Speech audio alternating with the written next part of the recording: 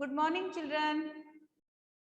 So, in yesterday's class, we did introduction of science, right? Introduction of science ಮಾಡಿದ್ವಿ, ಅದರ ಜೊತೆನಲ್ಲಿ physics ಇಂದು ಕೂಡ introduction ಮಾಡ್ಕೊಂಡ್ವಿ. ಆಮೇಲೆ ನಿಮ್ಮ PU ಸಿಲೆಬಸ್ ಅಲ್ಲಿ ಏನೇನಿದೆ, ಯಾವ ಬ್ರಾಂಚಸ್ ಆಫ್ ಫಿಸಿಕ್ಸ್ ಇದೆ ಅಂತಾನು ಕೂಡ ನಾವು ನೋಡಿದ್ವಿ. ಇವತ್ತು ಅದಕ್ಕಿಂತ ನೆಕ್ಸ್ಟ್ ಸ್ವಲ್ಪ ಕಾನ್ಸೆಪ್ಟ್ ಗಳನ್ನ ತಿಳ್ಕೊಳ್ಳೋಣ. First one physical quantity.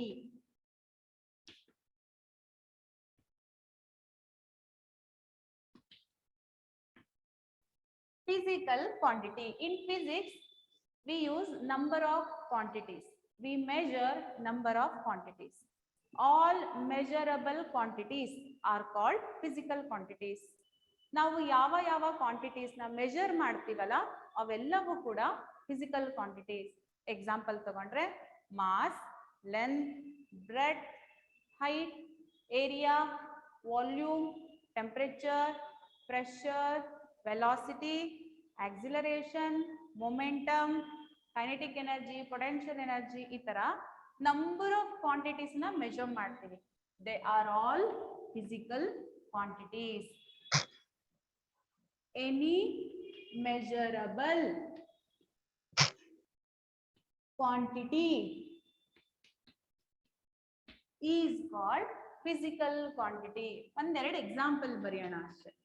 Mass, area, volume, temperature, pressure, etcetera. ಹಾಗಿದ್ರೆ ನಮ್ಗೆ ಎಷ್ಟು ಫಿಸಿಕಲ್ ಕ್ವಾಂಟಿಟೀಸ್ ಇದೆ? We have about 500 physical quantities. 500 or more than 500 physical quantities ಇದೆ. And we have about 500 or more than 500 physical quantities. Among those, some physical quantities are conserved. Conserve anta andre remains same. Conserve, remains same ಅಥವಾ constant ಅಂತಾನು use ಮಾಡ್ತೀವಿ. We have number of physical quantities. Among them, ಅವುಗಳಲ್ಲಿ ಕೆಲವು physical quantities same ಇರುತ್ತೆ ಯಾವಾಗ್ಲೂ, ಅಥವಾ constant ಇರುತ್ತೆ, ಅಥವಾ ಕನ್ಸರ್ವ್ ಆಗತ್ತೆ. ಯಾವಾಗ ಒಂದು ಕಂಡೀಷನ್ ಅಪ್ಲೈ ಆಗತ್ತೆ, ಆ ಕಂಡೀಷನ್ ಏನು ಅಂತ ನಾವು ನೆಕ್ಸ್ಟ್ ನೋಡೋಣ. Okay, so there are some laws in physics. In physics there are some laws. Those laws explain conservation of physical quantities. Physical quantities conserve ಆಗತ್ತೆ ಅನ್ನೋದನ್ನ ಕೆಲವು ಲಾಗಳು ಸ್ಟೇಟ್ ಮಾಡುತ್ತೆ. ಆ ಲಾಸ್ ಅನ್ನ ನಾವು ಲಾ ಕನ್ಸರ್ವೇಷನ್ ಲಾಸ್ ಅಂತ ಕರಿತೀವಿ. The laws which explain conservation of some physical quantities are called conservation laws. ಹಾಗಿದ್ರೆ ಯಾವ ಫಿಸಿಕಲ್ ಕ್ವಾಂಟಿಟೀಸ್ ಕನ್ಸರ್ವ್ ಆಗತ್ತೆ ನೋಡಿದ್ರೆ, ಎನರ್ಜಿ, ಶಕ್ತಿ ಅಂತ ಹೇಳ್ತಿರಲ್ಲ, ಎನರ್ಜಿ, ಚಾರ್ಜ್, ಮಾಸ್, ಅದರಲ್ಲಿ ಮೊಮೆಂಟಮ್ ಅಂತ ಬರುತ್ತೆ. ಅದರಲ್ಲಿ ಮತ್ತೆ ಎರಡು case, linear momentum and angular momentum. Some physical quantities, measurable quantities like energy, charge, mass, linear momentum and angular momentum are conserved, remains constant under certain condition. ಆ condition ಅನ್ನು ನಾವು loss ಅಲ್ಲಿ ಹೇಳೋಣ. Okay, so law of conservation of energy, ಇದಂತೂ ನಿಮ್ಮೆಲ್ಲರಿಗೂ ಗೊತ್ತಿರುತ್ತೆ, ಯಾಕಂದ್ರೆ ನೀವು ಸ್ಕೂಲ್ಗಳಲ್ಲಿ ಓದಿರ್ತೀರಾ. ಸುಮಾರು 8th, 9th, 10th ಅಲ್ಲೆಲ್ಲ ನೀವು ಸ್ಟೇಟ್ ಮಾಡಿರ್ತೀರಾ law of conservation of energy. So this conservation laws or law of conservation of energy, law of conservation of charge, law of conservation of linear momentum, law of conservation of angular momentum and also law of conservation of mass and energy. So ಈ ತರ 5 statements ಇದೆ. ನೀವು ಈ statements ಅನ್ನ ಚೆನ್ನಾಗಿ ಅರ್ಥ ಮಾಡ್ಕೊಂಡು ಕಲ್ತ್ರೆ ಫಿಸಿಕ್ಸ್ ಅಲ್ಲಿ ಬರುವಂತ ನಂಬರ್ ಆಫ್ ಕಾನ್ಸೆಪ್ಟ್ಸ್ ಗಳನ್ನ ಈಸಿಯಾಗಿ ಎಕ್ಸ್ಪ್ಲೈನ್ ಮಾಡ್ಬೋದು. These laws are very very helpful to understand number of concepts in physics. Therefore, you should know these laws, must and should. ಮೊದಲನೇದು law of conservation of energy. First one is law of conservation of energy. To understand these laws better, first let us know what is a system. System andre eno? System is a group of particles or bodies. ಒಂದು group of particles ಅಥವಾ group of bodies ಅನ್ನ ನಾವು system ಅಂತ ಕರಿತೀವಿ. Group of particles or bodies. To understand law of conservation of some physical quantities, if we know this system and isolated system, we can explain this better. Innondu isolated system. So ನಿಮ್ಮೆಲ್ಲರಿಗೂ ಕೂಡ isolation word ತುಂಬಾ ಚೆನ್ನಾಗಿ ಗೊತ್ತಿರುತ್ತೆ. ಯಾಕೆ ಹೇಳಿ? Corona ಬಂದಾಗ isolate ಆಗಿರ್ತಾರಲ್ಲ, separate ಆಗಿರ್ತಾರಲ್ವಾ? Isolation. Isolated system. Isolated system means a system on which no external force acts. ಒಂದು ಸಿಸ್ಟಮ್ ಮೇಲೆ ಯಾವುದೇ ತರದ ಫೋರ್ಸ್ ಆಕ್ಟ್ ಆಗದೆ ಇದ್ರೆ ಅದನ್ನ ನಾವು ಐಸೋಲೇಟೆಡ್ ಸಿಸ್ಟಮ್ ಅಂತ ಕರಿತೀವಿ. Isolated system means a system on which no external force acts. A system on which no external force acts is called an isolated system. So ಹಾಗಿದ್ರೆ ಇವಾಗ law of conservation of energy ನ state ಮಾಡೋಣ. ಯಾರು state ಮಾಡ್ತೀರಾ? If anyone of you know the statement, you can say. Energy can neither be created nor be destroyed. ಅಷ್ಟೇನಾ? In a chemical reaction. It can transfer from one to other. One to andre? One form to other. From one form to another. From one body to the other. ಮತ್ತೆ? Energy can neither be created nor be destroyed. Complete ಮಾಡಿ. ನೀವು ಅರ್ಧ ಹೇಳ್ತಿದ್ದೀರಾ, ಈಗ ಮುಕ್ಕಾಲ್ ಭಾಗದವರೆಗೂ ಬಂದಿದ್ದೀರಾ, ಇನ್ನು ಕಾಲ್ ಭಾಗ missing. Energy can neither be created nor be destroyed. Sum of all forms of energy. Listen here. ಈಗ ಯಾರು ಒಬ್ರು ಆನ್ಸರ್ ಮಾಡ್ತಾ ಇದ್ದಾಗ ಇನ್ನೊಬ್ರು ಹೇಳ್ಬೇಡಿ, ಆವಾಗ ವಾಯ್ಸ್ ಮರ್ಜ್ ಆಗತ್ತೆ.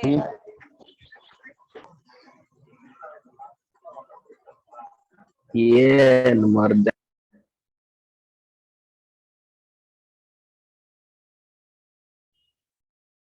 ದರ್ಶನ್ ಜಿ ಆರ್ ಅನ್ಮ್ಯೂಟ್ ಮಾಡ್ಕೋಪ. The energy can neither be created nor be destroyed. It will remain constant. It will change from one form to another. It can be converted from one form to another. Very good. So ಅಲ್ಲಿ ಎಲ್ಲರೂ miss ಮಾಡಿರೋ word remains constant. ಯಾಕಂದ್ರೆ ನಾವು conservation law ಹೇಳ್ತಿದೀವಂದ್ರೆ conserved, remains constant, remain same word use ಮಾಡಬೇಕು. ಆ word ಅನ್ನ miss ಮಾಡ್ತಿದ್ರಿ ನೀವು, ಹೌದಾ? It states that energy can neither be created nor be destroyed. It can be transferred from one body to the other. Body ಜಾಗದಲ್ಲಿ ನಾವು ಏನು use ಮಾಡಬಹುದು? System. It can be transferred from one system to the other, and total energy of a system is always constant, conserved. Energy can neither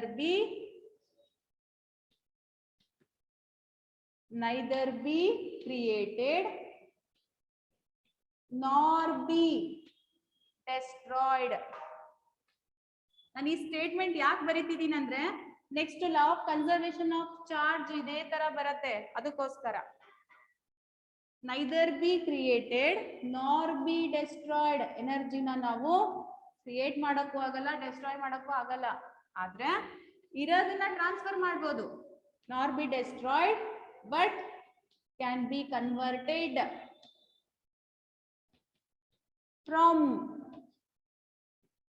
one form to another, can be converted from one form to the other, and total energy of the system athwa body of the system is always conserved, remains constant. ಆ word use ಮಾಡ್ಲೇಬೇಕು. ನೀವು ಸುಮಾರು ಜನ ಹೇಳಿದ್ರಿ, correct ಆಗಿ ಹೇಳಿದ್ರಿ, ಈ word miss ಮಾಡ್ಬಿಟ್ಟಿದ್ರಿ. ಇದನ್ನ ಸೇರಿಸ್ಬೇಕು, ಯಾಕಂದ್ರೆ ನಾವು ಹೇಳ್ತಿರೋದು conservation law. Okay, now next let us move on to the law of conservation of charge. Law of conservation of charge. ಇದು ಆಲ್ರೆಡಿ ನೀವು ಓದಿರ್ಬೋದು. The statement of law of conservation of charge is similar to law of conservation of energy. ಒಂದೇ ತರ energy ಬದಲಿ charge use ಮಾಡಬೇಕು ಅಷ್ಟೇ. Energy ಬದಲಿ charge use ಮಾಡಬೇಕು. Statement ಅನ್ನ ನಾನು ಬೋರ್ಡ್ ಮೇಲೆ ಬರ್ದಿದ್ದೀನಿ ಆಲ್ರೆಡಿ. ಯಾರಾದ್ರೂ ಟ್ರೈ ಮಾಡ್ತೀರಾ? ಶರಣ್ ಟ್ರೈ ಮಾಡಿಪ್ಪ. ಶರಣ್ ಅನ್ಮ್ಯೂಟ್ ಮಾಡ್ಕೊಳ್ಳಿ. Energy can neither be created nor be destroyed. Energy ತಗೋಬಾರ್ದು, ಚಾರ್ಜ್ ಹೇಳ್ತಿರೋದು ನಾವಿಲ್ಲಿ. Charge neither be created nor it can neither be created nor be destroyed. It only transfer from one body to other. Very good. Sum of charges in system always remains constant. Very good. Sum of charge of a body is always constant, conserved. Very good. This is the statement of law of conservation of charge. Next, law of conservation of linear momentum, angular momentum nodana.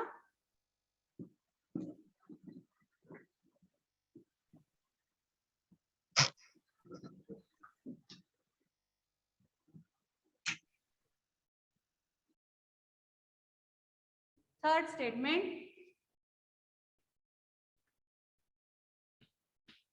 law of conservation of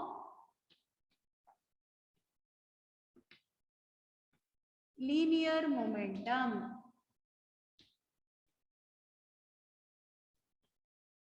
So ಈ ಲಾ state ಮಾಡೋದಕ್ಕಿಂತ ಮುಂಚೆ momentum ಅಂದ್ರೆ ಏನು ಅಂತ ನೋಡೋಣ.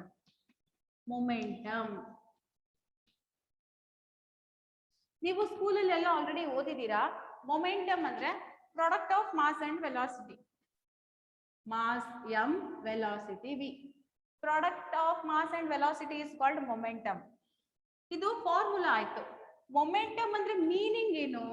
What is the meaning of momentum? Momentum means it is the measure of motion of a body. ಒಂದ್ body move ಆಗ್ತಿದೆ ಅಂದ್ರೆ ಎಷ್ಟು ಮೂವ್ ಆಗ್ತಿದೆ ಅದನ್ನ ಮೆಜರ್ ಮಾಡೋ quantity momentum. Momentum is a measure of motion of a body. Body move ಆಗ್ತಾ ಇದೆ. A body can move in two ways. ಒಂದು ಸ್ಟ್ರೇಟ್ ಲೈನ್ ಅಲ್ಲಿ ಮೂವ್ ಆಗ್ಬೋದು ಅಥವಾ ರೋಟೇಟ್ ಆಗ್ಬೋದು. ಉರುಳುತ್ತೆ ಅಂತೀವಲ್ಲ, ತಿರುಗುತ್ತೆ. ಸೊ ಬಾಡಿ ಸ್ಟ್ರೇಟ್ ಲೈನ್ ಅಲ್ಲಿ ಮೂವ್ ಆಗ್ಬೋದು ಅಥವಾ ರೋಟೇಟ್ ಆಗ್ಬೋದು. We have two types of momentum. Body straight line ಅಲ್ಲಿ ಮೂವ್ ಆಗ್ತಾ ಇದ್ರೆ, ಮೋಷನ್ ಆಗ್ತಾ ಇದ್ರೆ, ಆ ಮೊಮೆಂಟಮ್ ಅನ್ನ ನಾವೇನಂತ ಕರಿತೀವಿ? Linear momentum. ಅದೇ ತರ ಬಾಡಿ ರೊಟೇಟ್ ಆಗ್ತಾ ಇದ್ರೆ, ತಿರುಗ್ತಾ ಇದ್ರೆ, ಅದರ momentum, measure of motion momentum ಅನ್ನ ನಾವು ಆಂಗ್ಯುಲರ್ ಮೊಮೆಂಟಮ್ ಅಂತ ಕರಿತೀವಿ. measure of motion of your body is momentum. We have two types of momentum. ಸ್ಕೂಲಲ್ಲಿ ನಿಮ್ಗೆ ಲೀನಿಯರ್ ಮೊಮೆಂಟಮ್ ಅಷ್ಟೇ ಬಂದಿದ್ದು, ಆಂಗ್ಯುಲರ್ ಮೊಮೆಂಟಮ್ ನ ನೀವು ಕಾಲೇಜಲ್ಲಿ PUC ನಲ್ಲಿ ಕಲಿತೀರಾ. Okay, rotational motion, system of particles and rotational motion ಅಂತ ಒಂದು ಲೆಸನ್ ಇದೆ, ಅದರಲ್ಲಿ ಡೀಟೇಲ್ ಆಗಿ ಕಲಿತೀರಾ. ನಾನು ಸ್ಟೇಟ್ಮೆಂಟ್ಗೆ ಎಷ್ಟು ಬೇಕೋ ಅಷ್ಟನ್ನ ಮಾತ್ರ ತಗೋತೀನಿ. Angular momentum, linear momentum are the 2 types of momentum. ಈಗ ಒಂದು ಬಾಡಿ ಇದೆ, ಅದರ ಮಾಸ್ m. ಬಾಡಿ ಒಂದು ಯೂನಿಫಾರ್ಮ್ ವೆಲಾಸಿಟಿನಲ್ಲಿ ಮೂವ್ ಆಗ್ತಾ ಇದೆ, ಸೇಮ್ ಸ್ಪೀಡ್ ಅಲ್ಲಿ ಹೋಗ್ತಾ ಇದೆ in a single direction, linear. Okay, so ಈಗ ಬಾಡಿನ ಮೂವ್ ಮಾಡಬೇಕು ಅಂದ್ರೆ ನಾವ್ ಏನ್ ಅಪ್ಲೈ ಮಾಡಬೇಕು? What is necessary to move the body? Which physical quantity is necessary to move the body? Force. Very good, it is force. Force is necessary to move the body. ಹೌದಾ? ಒಂದು body ಮೇಲೆ force ಹಾಕಿದಾಗ body move ಆಗ್ಲಿಕ್ಕೆ start ಆಯ್ತು. Body moves with velocity v, same velocity ನಲ್ಲಿ ಹೋಗ್ತಾ ಇದೆ. ಈಗ ಇದ್ರ ಮೊಮೆಂಟಮ್ ಎಷ್ಟು ಅಂತಂದ್ರೆ ಏನಂತೀರಾ? Mass into velocity. ಹೌದಾ? therefore ಈಗ ಬಾಡಿ ಸೇಮ್ ವೆಲಾಸಿಟಿ ನಲ್ಲೇ ಹೋಗ್ತಾ ಇದೆ. Body is already in motion, it is moving with same velocity v. ಇದ್ರ ಮೇಲೆ ನಾನು ಫೋರ್ಸ್ ಹಾಕ್ತಾ ಇದ್ದೀನಿ. ಒಂದು ಸೈಡ್ ಇಂದ F ಫೋರ್ಸ್ ಹಾಕ್ದೆ, ಅದಕ್ಕೆ ಆಪೋಸಿಟ್ ಆಗಿ ಮತ್ತೆ F ಹಾಕ್ದೆ. 2 equal and opposite forces apply ಮಾಡ್ತಾ ಇದ್ದೀನಿ. ಇವೆರಡನ್ನು ಸಮ್ ಮಾಡಿದ್ರೆ F ಇದು ಆಪೋಸಿಟ್ ಡೈರೆಕ್ಷನ್ ಇರೋದ್ರಿಂದ ಮೈನಸ್, ಸೇಮ್ ಇದ್ರೆ ಪ್ಲಸ್, ಆಪೋಸಿಟ್ ಇರೋದ್ರಿಂದ minus is equal to 0. What is the net force acting on the body? Body ಮೇಲೆ sum of all the forces acting ಎಷ್ಟಿದೆ? 0. When the net force acting on the body is 0, momentum of the body remains constant. Force act ಆದಾಗ ಮಾತ್ರ velocity change ಆಗುತ್ತೆ. ಆದ್ರೆ ಎರಡು equal and opposite ಇದೆ, ಆದ್ರೆ no force is acting, 0. ಆವಾಗ velocity remains constant, therefore momentum of a body remains constant, conserved. ಇವಾಗ ನಾವು ಸ್ಟೇಟ್ಮೆಂಟ್ ಹೇಳೋದಾದ್ರೆ, when the net force acting on a body is 0, then its linear momentum is conserved. ಇದೇ statement ಅನ್ನ ನಾವು ಇನ್ನೊಂದು ವೇನಲ್ಲಿ ಹೇಳ್ತೀವಿ, ಕೊಲೈಷನ್ ಅಂತ. ಒಂದು ಕೊಲೈಷನ್ ಕಾನ್ಸೆಪ್ಟ್ ಅನ್ನ ಕನ್ಸಿಡರ್ ಮಾಡಿ ಎಕ್ಸ್ಪ್ಲೈನ್ ಮಾಡ್ತೀವಿ. ಓಕೆ, ಅದನ್ನ ನೀವು ನೆಕ್ಸ್ಟ್ ಲೆಸನ್ ಅಲ್ಲಿ ಕಲಿತೀರಾ. ರೈಟ್, ಸೊ ಇಲ್ಲಿ ನಾವು ಇಷ್ಟೇ ನೋಡೋಣ. Definition of conservation of linear momentum is when the net force acting on a body or system is 0, then its linear momentum is conserved. ಈಗ ಸೆಕೆಂಡ್ ಟೈಪಿಗೆ ಬರೋಣ, ಆಂಗ್ಯುಲರ್. ಸೊ ಆಂಗ್ಯುಲರ್ ಮೊಮೆಂಟಮ್ ಅನ್ನ ನಾವು ಅರ್ಥ ಮಾಡ್ಕೊಳ್ಳಿಕ್ಕೆ ಒಂದು ವಿಡಿಯೋ ನೋಡೋಣ, short video. Okay,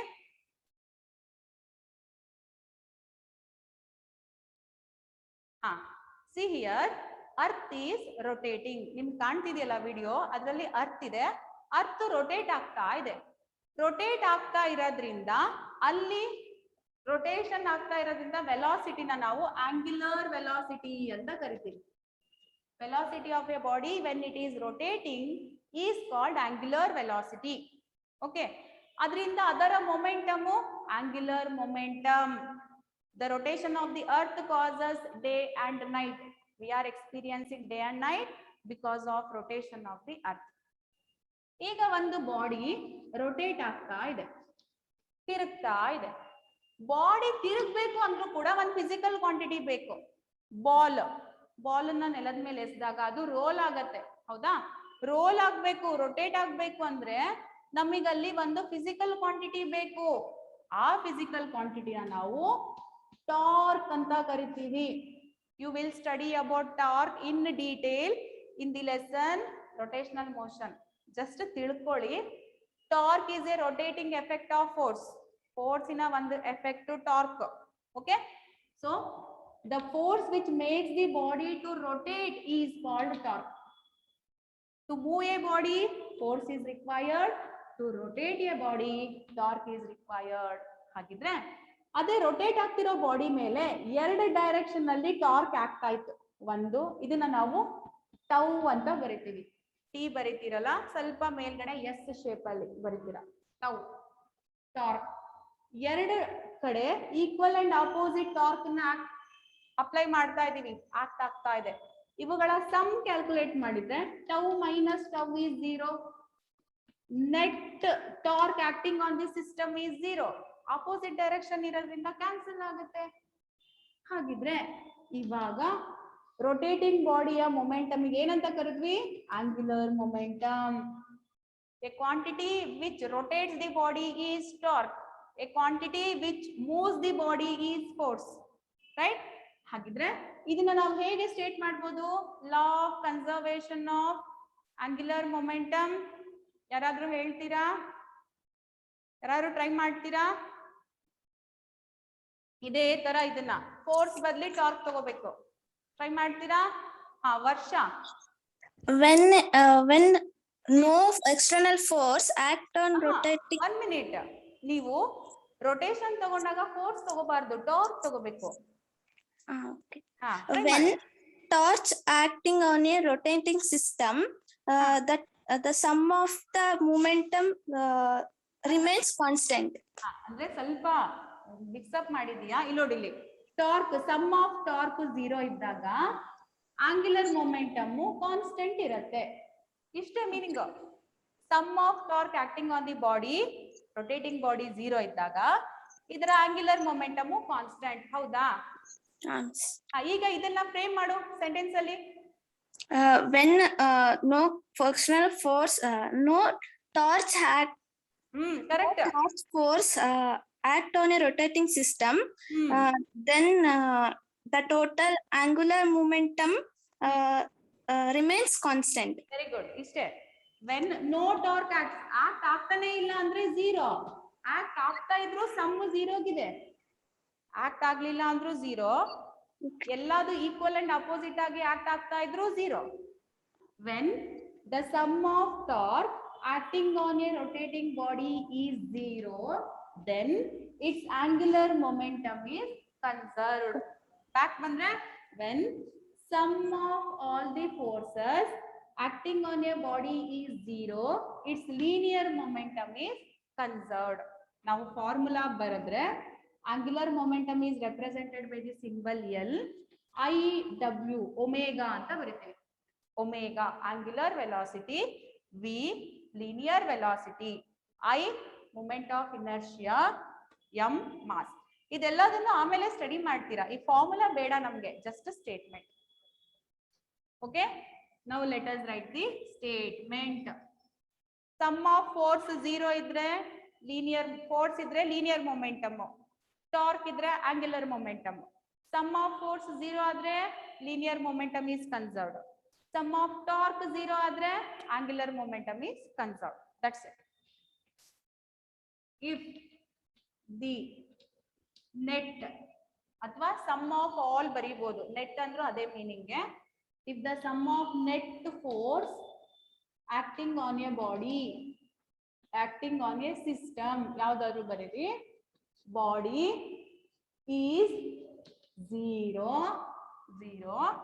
then its linear momentum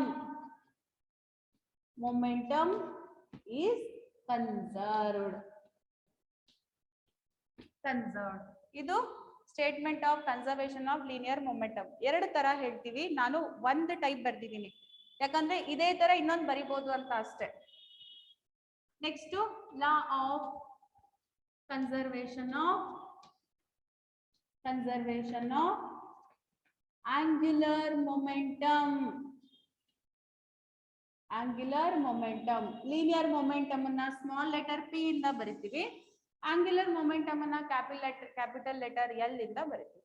okay, ಇದನ್ನ ನಾನು ಸ್ಟೇಟ್ಮೆಂಟ್ ಬರೆಯಲ್ಲ, ಫಾರ್ಮುಲಾ ನಲ್ಲಿ ಬರಿತೀನಿ. ಈಕ್ವೇಶನ್ ಫಾರ್ಮ್ ಅಲ್ಲಿ ಸಮೇಷನ್ ಆಫ್ ಟಾರ್ಕ್ ಅಂತಾನೆ ಬರಿತೀವಿ. ಸಮೇಷನ್ ಆಫ್ ಟಾರ್ಕ್ 0 ಇದ್ದಾಗ ಆಂಗ್ಯುಲರ್ ಮೊಮೆಂಟಮ್ ಏನಾಗಿರುತ್ತೆ? Constant is equal to constant conserved. Statement form ಮಾಡಿದ್ರೆ, if the sum of torque acting on a body is 0, torque ಇದ್ರೆ rotation ಅಂತ ಅರ್ಥ.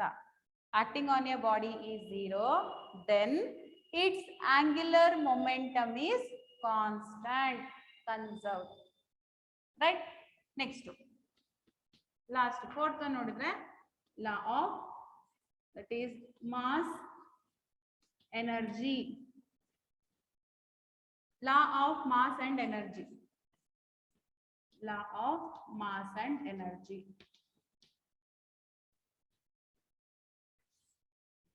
Law of mass and energy. It states that mass can be converted into energy and energy can be converted into mass. Mass and energy are interconvertible. ನಾವು example ಬೇಕಾದಷ್ಟು ಕೊಡ್ಬೋದು. ಒಂದಿಷ್ಟು ಪೇಪರ್ನ ತಗೊಂಡು burn ಮಾಡಿದ್ರೆ ನಮಗೆ ಹೀಟ್ ಬರುತ್ತೆ, ಬೆಂಕಿ, ಹೀಟ್ ಎನರ್ಜಿ ಬರುತ್ತೆ. ಆಮೇಲೆ mass of the paper before burn ಮಾಡೋದಕ್ಕಿಂತ ಮುಂಚೆ 100 ಗ್ರಾಮ್ ಇತ್ತು. ಇದನ್ನ ಬರ್ನ್ ಮಾಡಿದ್ಮೇಲೆ ನಮ್ಗೆ ಆಶ್ ಉಳಿತಲ್ಲ, ಬೂದಿ, ಆಶಿನ ಮಾಸನ್ನ ವೇಟ್ ಮಾಡಿದಾಗ ನಮ್ಗಿದು 10 ಗ್ರಾಮ್ ಬಂತು. ಅಂದ್ರೆ ಇವೆರಡರ ಮಧ್ಯೆ 90 ಗ್ರಾಮ್ ಡಿಫ್ರೆನ್ಸ್ ಇದೆ. 90 ಗ್ರಾಮ್ ಎಲ್ಲಿ ಹೋಯ್ತು? 90 gram mass is converted into energy. Therefore, mass can be converted into energy. ಅದೇ ತರ energy can be converted into mass. ಅದೇ ಹೀಟ್ ಬಂದಿತ್ತಲ್ಲ ಬೆಂಕಿ, ಅದೇ ಬೆಂಕಿಯಿಂದ ವಾಪಸ್ ಪೇಪರ್ ಮಾಡಕ್ಕಾಗತ್ತಾ? ನೋ. ಅಂದ್ರೆ ಇಲ್ಲಿ ನಮಗೆ ಯೂಸ್ಫುಲ್ ಫಾರ್ಮಿಗೆ ಕನ್ವರ್ಟ್ ಆಗ್ಲಿಲ್ಲ, ಇದು ವಾಪಸ್ ಕನ್ವರ್ಟ್ ಮಾಡೋ ಫಾರ್ಮಲ್ಲಿ ಇಲ್ಲ, ಬೆಂಕಿನ ವಾಪಸ್ ಪೇಪರ್ ಮಾಡಕ್ ಬರಲ್ಲ. ಹಾಗಿದ್ರೆ ಎಲ್ಲಿ ಪ್ರೂವ್ ಆಗುತ್ತೆ ನಮಗೆ energy can be converted into mass? It is applicable in case of nuclear reaction. Nuclear reaction ಅಲ್ಲಿ, that is nuclear fission. Nucleus split ಆಗುತ್ತೆ. ಓಕೆ, ನ್ಯೂಕ್ಲಿಯರ್ ಫಿಷನ್ ರಿಯಾಕ್ಷನ್ ಅಲ್ಲಿ energy is converted into mass. Only nuclear fission reaction gives evidence for the conversion of energy into mass, and other all processes explain conversion of mass into energy. So this is about conservation laws. So ಈ concept ಎಲ್ಲರಿಗೂ ಅರ್ಥ ಆಯ್ತು ಅನ್ಸುತ್ತಲ್ವಾ? Clear ಆಗಿ ಅರ್ಥ ಆಗಿದ್ರೆ ಒಂದು thumbs up ಹಾಕಿ ನೋಡೋಣ. Okay, okay, okay.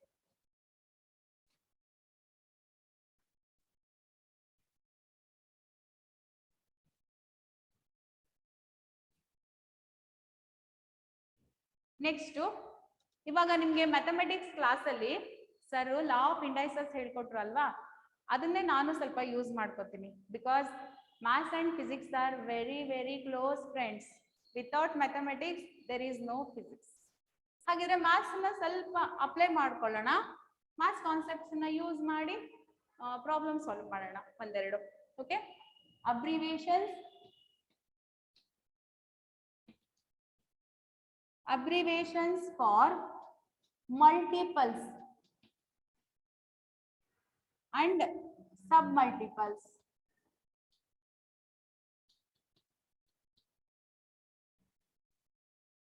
ಇಲ್ಲಿ ಒಂದು ಟೇಬಲ್ ಇದೆ.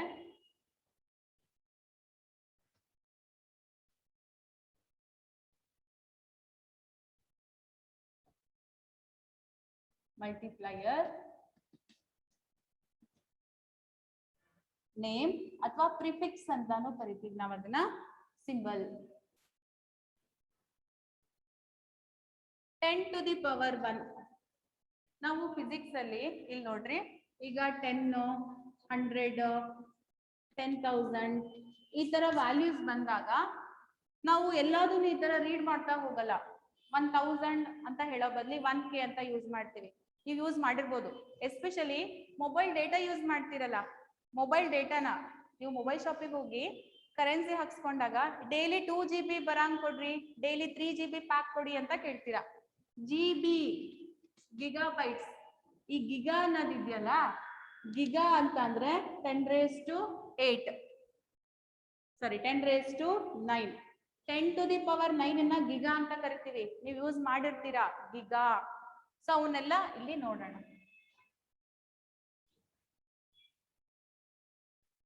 ಮಲ್ಟಿಪ್ಲೈಯರ್, ಅದರಲ್ಲಿ first one 10 to the power 1, it is called deca. Symbol DA. 10 to the power 2, hecta ಅಥವಾ hectare, H. 10 to the power 3, kilo.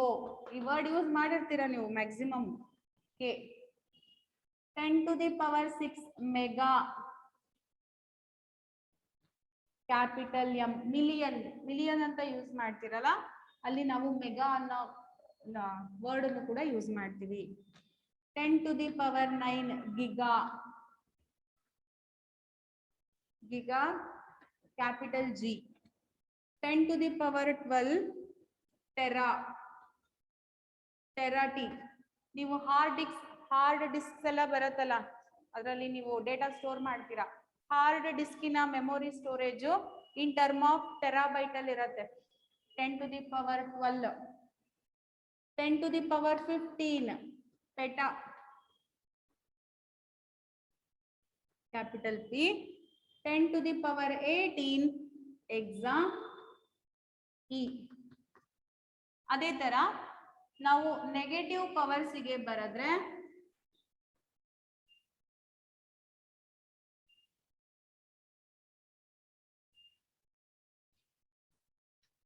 multiplier, name, prefix, symbol.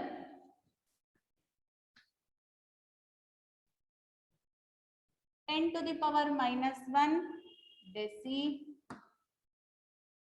D. 10 to the power -2, centi. Centimeter scales use ಮಾಡಿರ್ತೀರಾ. C. 10 to the power -3, milli. Especially ಗರ್ಲ್ಸ್ಗೆ milli ಚೆನ್ನಾಗಿ ಗೊತ್ತಿರುತ್ತೆ, ಯಾಕಂದ್ರೆ ನಿಮ್ parent ಜೊತೆ gold silver ಎಲ್ಲ ತಗೊಳಕ್ ಹೋಗ್ತಿರಲ್ಲ, ಮಿಲಿಗ್ರಾಮ್ಸ್ ಅಲ್ಲಿ ಹೇಳಿರ್ತಾರೆ weight. Milli, small M. 10 to the power -6, micro.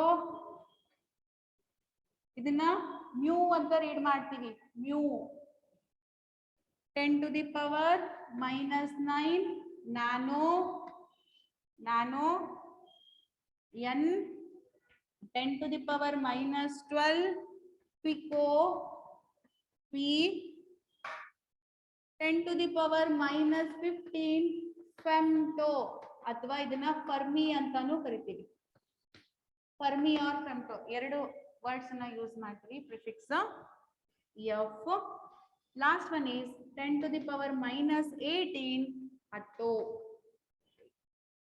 So these are the multipliers. These are the name for the multipliers we use in physics. ಇದರಲ್ಲಿ ನಾವು ಮ್ಯಾಕ್ಸಿಮಮ್ ಯೂಸ್ ಮಾಡೋದು ಕಿಲೋ. ಕಿಲೋನ ಮ್ಯಾಕ್ಸಿಮಮ್ ಆಗಿ use ಮಾಡ್ತೀವಿ. Mega, giga, Terra. ಇದನ್ನ ನೀವು ಕಲ್ತ್ಕೋಬೇಕು. Physics ಅಲ್ಲಿ ಈ names ನ ಪ್ರಿಫಿಕ್ಸ್ ನೇಮ್ಸ್ ಗೊತ್ತಿದ್ದಾಗ ಮಾತ್ರ ಪ್ರಾಬ್ಲಮ್ಸ್ ನ ಚೆನ್ನಾಗಿ ಸಾಲ್ವ್ ಮಾಡಕ್ಕಾಗತ್ತೆ, ಲೆಕ್ಕಗಳು ಅರ್ಥ ಆಗತ್ತೆ. ಇಲ್ಲ ಅಂದ್ರೆ ನಿಮಗೆ ಗೊತ್ತಾಗಲ್ಲ. You should learn this. Kilo ಅಂದ್ರೆ 10 to the power 3, 10 to the power 6 is called mega, 10 to the power 9 is called giga, 10 to the power 12 is called tera. ಇದನ್ನ ಮ್ಯಾಕ್ಸಿಮಮ್ ಯೂಸ್ ಮಾಡ್ತೀವಿ. ಅದೇ ತರ ನೆಗೆಟಿವ್ ಪವರ್ಸ್ ಅಲ್ಲಿ ನಾವು ನೋಡಿದ್ರೆ centi, milli, micro, nano, pico. Nuclear physics ಅಲ್ಲಿ fermi use ಮಾಡ್ತೀರಾ, ಅದ್ ಬಿಟ್ರೆ ಬೇರೆ ಕಡೆ ಕಡಿಮೆ. ಅದೇ ತರ ಎಲೆಕ್ಟ್ರೋಸ್ಟಾಟಿಕ್ಸ್ ಅಲ್ಲಿ ಪಿಕೋ ಯೂಸ್ ಮಾಡ್ತೀರಾ. ಫಸ್ಟ್ ಇಯರ್ ಅಲ್ಲಿ ನೀವು ಮ್ಯಾಕ್ಸಿಮಮ್ ಯೂಸ್ ಮಾಡೋದೇ ಇದ್ 4: ಸೆಂಟಿ, ಮಿಲಿ, ಮೈಕ್ರೋ, ನ್ಯಾನೋ. ಕಲಿಲೇಬೇಕು. ಸೊ ಇಲ್ಲಿ ನೋಡಿ, ಇದ್ರ ಅರ್ಥನ ಇವಾಗ ತಿಳ್ಕೊಳ್ಳೋಣ. 10 to the power 1 ಅಂದ್ರೆ 1 ಮುಂದೆ 1 0 ಇದೆ ಅಂತ ಅರ್ಥ.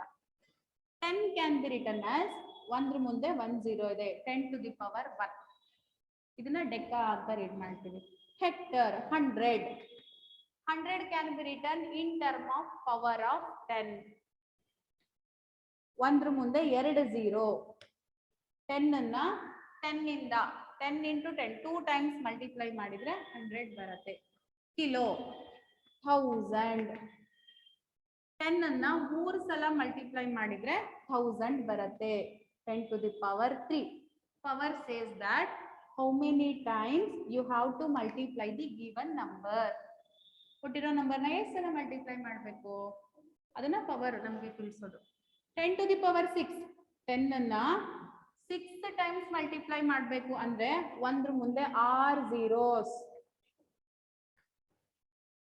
10 million.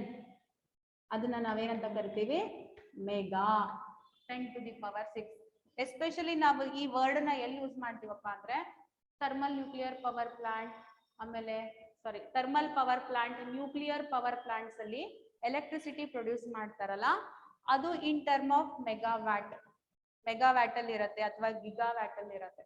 ಅಂದ್ರೆ heavy value 1 million is called mega. ಅದೇ ತರ 10 ಅನ್ನ 9 ಟೈಮ್ಸ್ ಮಲ್ಟಿಪ್ಲೈ ಮಾಡಿದ್ರೆ ಅದಕ್ಕೆ ಏನಂತ ಕರಿತೀವಿ ನಾವು giga. So we can't write the number lengthy number. ಈ ಲೆಂದಿ ನಂಬರ್ ನೀವು ಶುದ್ಧ ಬರ್ಕೊಂತ ಕೂರಕ್ ಆಗಲ್ಲ. ಅವಾಗ ನಾವೇನ್ ಮಾಡ್ತೀವಿ ಅದನ್ನ in term of power of 10 ಬರಿತೀವಿ. That is multiplier. ಅದೇ ತರ ನಾವು ಇಲ್ಲಿ ಅಬ್ಸರ್ವ್ ಮಾಡಿದ್ರೆ see here 10 to the power -1 ಅಂದ್ರೆ 1 ಅನ್ನ 10 ಇಂದ ಡಿವೈಡ್ ಮಾಡಿದಾಗ ನಮಗೆ ಏನು ವ್ಯಾಲ್ಯೂ ಬರುತ್ತಲ್ಲ 10 to the power ಸರ್ ಹೇಳ್ಕೊಟ್ಟಿದ್ದಾರೆ ಲಾ ಆಫ್ ಇಂಡೈಸಸ್ ಅಲ್ಲಿ 1/m is m to the power. m ಗೆ ಪವರ್ ಏನು ಇಲ್ಲ ಅಂದ್ರೆ 1 ಇರುತ್ತೆ. ಮೇಲಿಗೆ ಬಂದಾಗ m to the power -1. 1/10 can be return as 10 to the power -1 ಅಥವಾ 1/10 can also be return as 0.1. 0.1 ಬಂದಾಗ ನಾವು ಅದನ್ನೇನಂತ ಬರೀಬಹುದು 10 to the power -1. ಅದೇ ತರ 1/100 can be return as 0.01. So 0.01 ಅನ್ನ ನಾವು 10 to the power -2 ಅಂತ ಬರೀಬಹುದು. ಅದೇ ತರ 10 to the power -3 ಅಂದ್ರೆ 1/1000 ಆರ್ 0.001.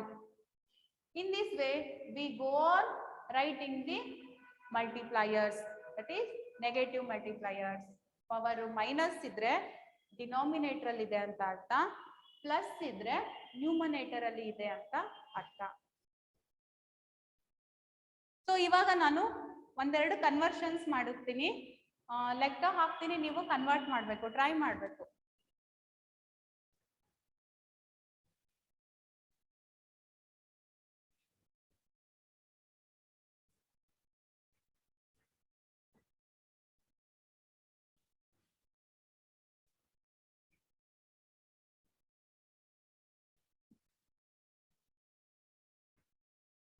Conversions.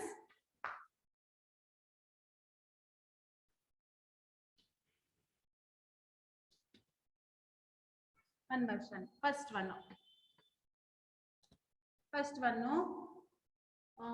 1 kilometer. ಕಿಲೋ ಅಂದ್ರೆ in term of 10 to the power ಬರೆದ್ರೆ ಎಷ್ಟು ಬರಿಬಹುದು?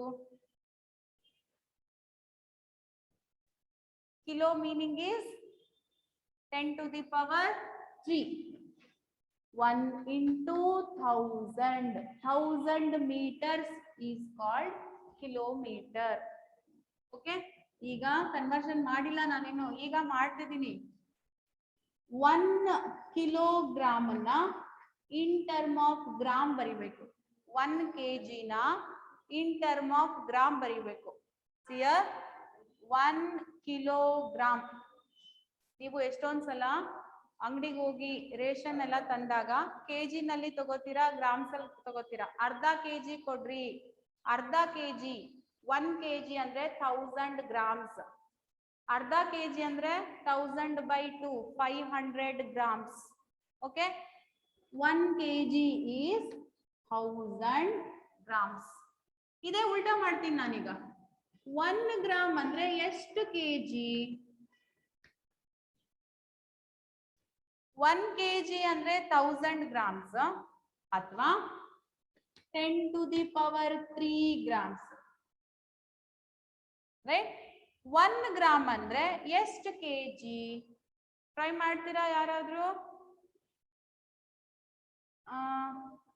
ಅಭಿ, ಲಕ್ಷ್ಮಿ. ಸೊ ಗರ್ಲ್ಸಿಗೂ ಚಾನ್ಸ್ ಕೊಡೋಣ, ಬರೇ ಬಾಯ್ಸ್ ಆಗ್ಬಿಡತ್ತೆ. Lakshmi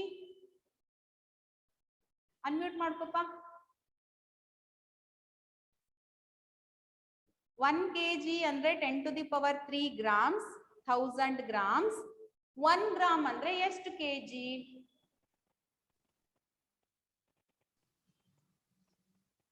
10 to the power of 3, miss. 10 to the power 3 na? 10 to the power of -3, miss. Correct. 10 to the power -3. ಇಷ್ಟೇ simple. 1000 10 to the power 3 grams. kg ಅಂದ್ರೆ ಏನಪ್ಪಾ? Kilo ಅಂದ್ರೆ 10 to the power 3. kilogram is equal to dash gram. 10 to the power 3 gram ಅಂದ್ರೆ dash gram. ಈಗ ಇದನ್ನ shift ಮಾಡ್ಕೊಳ್ಳಿ. ಇನ್ನೊಂದ್ ಸೈಡ್ಗೆ ಶಿಫ್ಟ್ ಮಾಡ್ತೀರಾ. ಇದನ್ನ 1 into ಹಾಕೋತೀರಾ. ಸೊ ಈಗ ನೀವು ಶಿಫ್ಟ್ ಮಾಡಿದ್ರೆ gram is equal to 1/10 to the power 3 ಆಗುತ್ತೆ. 3 ಮೇಲೆ ಬಂದ್ರೆ -3. therefore 1 kilogram is 10 to the power 3 gram. 1 gram is 10 to the power -3 kg. ಅದೇ ತರ ನೆಕ್ಸ್ಟ್ 1 millimeter. ಮಿಲಿ ಅಂದ್ರೆ 10 to the power -3. 1 millimeter is equal to how many centimeters? Milli ಅಂದ್ರೆ 10 to the power -3. Centi ಅಂದ್ರೆ 10 to the power -2. 1 millimeter ಅಂದ್ರೆ ಎಷ್ಟು centimetre? 0.1 centimeter, miss. Correct. 0.1 centimetre. Milli ಅಂದ್ರೆ 10 to the power -3. Centi ಅಂದ್ರೆ 10 to the power -2. -2 ಬರಬೇಕು ಅಂದ್ರೆ 10 ಗೆ ಯಾವುದೋ ಒಂದು ಪವರ್ ಕೊಟ್ಟಾಗ ಇವೆರಡರ ಸಮ್ಮು -3 ಆಗುತ್ತೆ. ಯಾವುದು? -1. Because -1 plus same base different powers ಇದ್ದಾಗ ಆಡ್ ಮಾಡ್ತೀರಾ. -1 plus -2 is -3. 1 millimeter is 10 to the power -1 or 0.1 centimeter. ಈಗ ಇದನ್ನ ರಿವರ್ಸ್ ಮಾಡೋಣ. 1 centimeter is equal to how many millimeters? 1 centimeter is equal to how many millimeters? 10 millimeters, miss. 10, ma'am. 10. Very good. Because ಇದನ್ನ reciprocal ತಗೊಂತೀರಾ. 0.1 ಅಂತ ಅಂದ್ರೆ 10 to the power -1. Reciprocal ಮಾಡಿದ್ರೆ 1/10 to the power -1 ಮೇಲೆ ಬಂದ್ರೆ 10. ಈ ಕನ್ವರ್ಷನ್ಸ್ ಗೊತ್ತಿರ್ಬೇಕು ನಿಮ್ಗೆ. ಅವಾಗ ಮಾತ್ರ ಲೆಕ್ಕಗಳು ತುಂಬಾ ಈಸಿ ಆಗತ್ತೆ. Okay, miss. 1 centimeter is 10 millimeter. ಇನ್ನೊಂದು ಕನ್ವರ್ಷನ್ ಮಾಡೋಣ. 1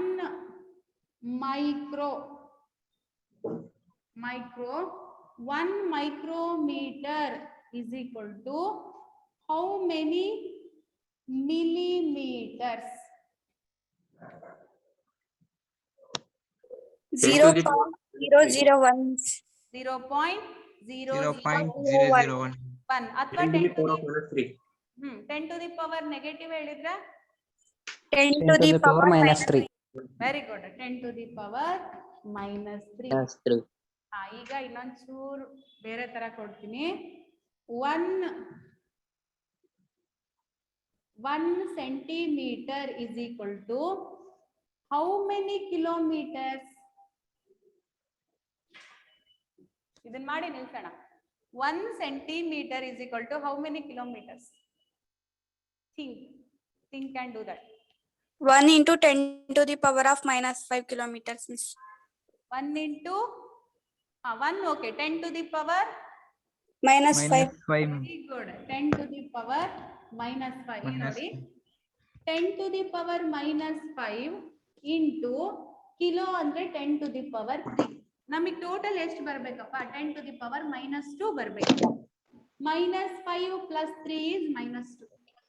Therefore 1 centimeter is 10 to the power -5 kilometer. Very good. You have done it very well. So ಈ ತರ ನಂಬರ್ ಆಫ್ ಕನ್ವರ್ಷನ್ಸ್ ನೀವು ಟ್ರೈ ಮಾಡ್ತಾ ಮಾಡ್ತಾ ಪರ್ಫೆಕ್ಟ್ ಆಗ್ತೀರಾ.